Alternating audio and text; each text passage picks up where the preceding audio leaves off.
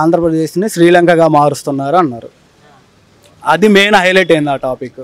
అంతకుముందే ఎంత మనకి జగన్మోహన్ రెడ్డి ఇచ్చింది 70,000 బడ్జెట్, 70,000 కోట్ల బడ్జెట్ ఇచ్చాడు. ఇతనే ఏమంటున్నాడు ఇప్పుడు 150 నుండి 100 crores ఇస్తున్నాడు. మరి దీనికన్నా డబల్ అవుతుంది కదా, మరి డబల్ అయినప్పుడు కనిపించట్లేదా?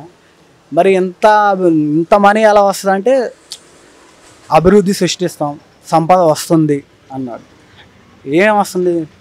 రాజమౌళిని తీసుకొచ్చి 2 బిల్డింగులు 2 గ్రాఫిక్లు చేస్తే రాదు కదా. ఇతనే అప్పులు చేసి అభివృద్ధి ఏముందన్న? అప్పుడు ఎంత అప్పు ఉందో ఇప్పుడు ఎంత అప్పు ఉంది. అప్పు అంటే ఏం లేదు ఆడ. ఆల్రెడీ మా జగన్మోహన్ రెడ్డి ఏం చేస్తున్నారంటే ప్రతి ఇంటర్వ్యూ ఛానల్లో 2019 నుంచి 2014 నుంచి 2019 దాకా, 2019 నుంచి 2024 దాకా అప్పుడు అప్పులు ఎంత ఉన్నాయి, ఇప్పుడు అప్పులు ఎంత ఉన్నాయి అని డాక్యుమెంట్లో రోజు చెప్తూనే ఉన్నాడు కదా. విత్ ప్రూఫ్తో సహా చెప్తా ఉన్నప్పుడు ఇంకా అక్కడ అప్పులే ఉన్నట్టు.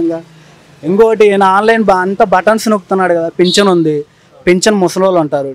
ఇప్పుడు సమ్మర్ వచ్చింది, ఎలక్షన్ కోడ్ అని మొన్న వాలంటీర్లు ఇంటికి వెళ్ళలేదు, డోర్ టు డోర్ ఇవ్వలేదు. అప్పుడు ఎంతమంది అయ్యారు కదా, డెత్ అయ్యారు కదా 2-3. దాని మీద ఏం చెప్తారు? మళ్ళీ ఏదో ముసలి వాళ్ళు కదా పోతే పోయారు కదా అని వదిలేస్తారా? అంటే వాళ్ళ ప్రభుత్వం కోసం ముసలి వాళ్ళని కూడా ఆడదాకంగా యూజ్ చేస్తున్నట్టే కదా. మరి ఇంకా ఒక విధంగా ఈ రోజు ఆంధ్రాలో టీడీపీకి అంత వ్యతిరేకత ఉందంటే దానికి కారణాలు ఏమని చెప్పుకోవచ్చు? అంటే వైఎస్ఆర్సీపీకి ఉన్నంత ఫేవర్గా టీడీపీకి లేదు కదా, కారణాలు ఏంటి? ఫస్ట్ ఆఫ్ ఆల్ టీడీపీ వాళ్ళకి వచ్చేసరికి మెయిన్ మైనస్లు ఏంటంటే ఈ జన్మభూమి కమిటీలని వాళ్ళకని వీళ్ళకని 2-3 ఫామ్స్ పెట్టి వాళ్ళ వరకే దోచుకోవడం సరిపోదు. అక్కడ మెయిన్ ఫ్యాక్ట్. ఇంకోటి వచ్చేసరికి రైతులలో బాగా వ్యతిరేక. 2014 నుంచి 2014 దాకా వర్షాలు ఉండవు. నాగార్జున సాగర్లో ఒక చుక్క వాటర్ ఉన్నాయా? ఆ డ్యామ్ కింద ఎంతమంది వరి పొలాలు వేస్తారు? వరి అట్లాంటి వాళ్ళు కూడా ఇబ్బంది పడతారు. ఇంకోటి వచ్చేసరికి జగన్మోహన్ రెడ్డి ప్లస్ పాయింట్ ఏంటంటే ఫస్ట్ చూసేది రైతుకి ఏం కావాలి. రైతుకి మనం ఎంత ఇన్వెస్ట్ ఒక 50,000 పెట్టినా కానీ 20,000 గవర్నమెంట్ భరోసా ఇస్తుంది, అదో ప్లస్ పాయింట్. సామాన్య రైతు ఏం చేసుకుంటాడంటే మా పిల్లలు రైతుగా ఉండకూడదు, ఫార్మర్గా కాకుండా చదువుకోవాలని చూస్తాడు. అతను పిల్లలకి వచ్చేసరికి మంచి ఎడ్యుకేషన్ ఇస్తున్నాడు. ఈ 2 బెనిఫిట్స్ సరిపోతాయి కదా. ఇంకోటి వచ్చేసరికి ఆన్లైన్ ద్వారా అకౌంట్స్లోకి వేస్తున్నాడు. మధ్యలో ఎవరికి పెట్టట్లేదు కదా అమౌంట్, డైరెక్ట్గా లబ్ధిదారులు ఎవరైతే ఉన్నారో వాళ్ళకి వెళ్ళిపోతున్నాయి కదా. ఇంకా అక్కడే ఉంది ఇంకా మైనస్లు. ఇంకా అంటే మరి ఇంత అభివృద్ధి ఉంటే ఈ రోజు ఏపీ నుంచి ఎంతో మంది విద్యార్థులు ఇక్కడికి వస్తున్నారు కదా, చదువుకోవడానికి కానీ ఉద్యోగాలకు. అంటే ఐటీ సెక్టర్ డెవలప్ లేదు అక్కడ. ఐటీ ఇప్పుడు హైదరాబాద్ వచ్చేసరికి ఒక మినిమం 30-35 years నుంచి డెవలప్ అవుతూ ఉందన్న.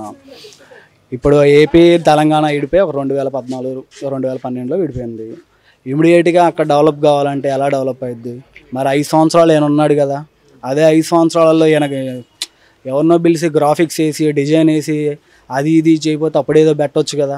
ఇప్పుడు జగన్మోహన్ రెడ్డి ఇచ్చిన తర్వాత వైజాగ్లో HCL కంపెనీ ఒకటి వచ్చింది, IT ఒకటి వచ్చింది. మళ్ళీ ప్లస్ వచ్చేసరికి ఫిషింగ్ హార్బర్స్ వస్తున్నాయి. ఫిషింగ్ హార్బర్స్ నుంచి ఎంతమంది మత్స్యకారులకు యూజ్ అవుతుంది? బోట్ ఏరియాస్ వస్తున్నాయి. దాని నుంచి అసలుకి ఇప్పుడు ముంబై ఉంది. ముంబై బాగా డెవలప్ అయిందంటే పోర్ట్ నుంచే కదా. అట్లాంటి పోర్ట్లు మనకి మచిలీపట్నం పోర్ట్ ఒకటి ఉంది, మళ్ళీ ఇంకా 2-3 పోర్ట్లు వస్తున్నాయి. డిజైన్ ఇంకా అవుతుంది కదా. ఒకేసారి 5 సంవత్సరాల్లో అన్ని పోర్ట్లు ఇవన్నీ కావాలంటే ఎలా? మీకేమో సంక్షేమ పథకాలు కావాలంటారు, సంక్షేమ పథకాలతో పాటు మళ్ళీ డెవలప్మెంట్ కావాలంటారు. మళ్ళీ వీటన్నిటికీ ఏం చేయాలి? అంతకుముందు ఆరోగ్యశ్రీ ఒకటి వైఎస్ రాజశేఖర రెడ్డి గారు తెచ్చారు. వైఎస్ రాజశేఖర రెడ్డి నుంచి తెలంగాణలో కానీ అటు ఏపీలో కానీ ఎంతమందికి ఉపయోగపడి ఉంటుంది? మరి అదే తర్వాత మళ్ళీ చంద్రబాబు ఎందుకు కంటిన్యూ చేయలేదు? అంబులెన్స్లు 108లు 104లు ఇవన్నీ ఎందుకు మళ్ళీ స్టాప్ చేశాడు?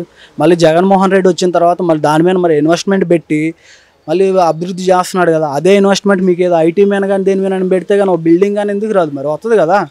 అప్పుడు మరి వీళ్ళు ఏం కావాలి? మరి వదిలేద్దాం. మరి ఏదైనా హాస్పిటల్కి వెళ్ళాలంటే ఒక మనిషికి ఒక 1 lakh నుండి 1.5 అవుతుంది. మరి ఇంత డబ్బు మరి సబ్సిడీ వస్తున్నట్టే కదా ప్రభుత్వం నుంచి.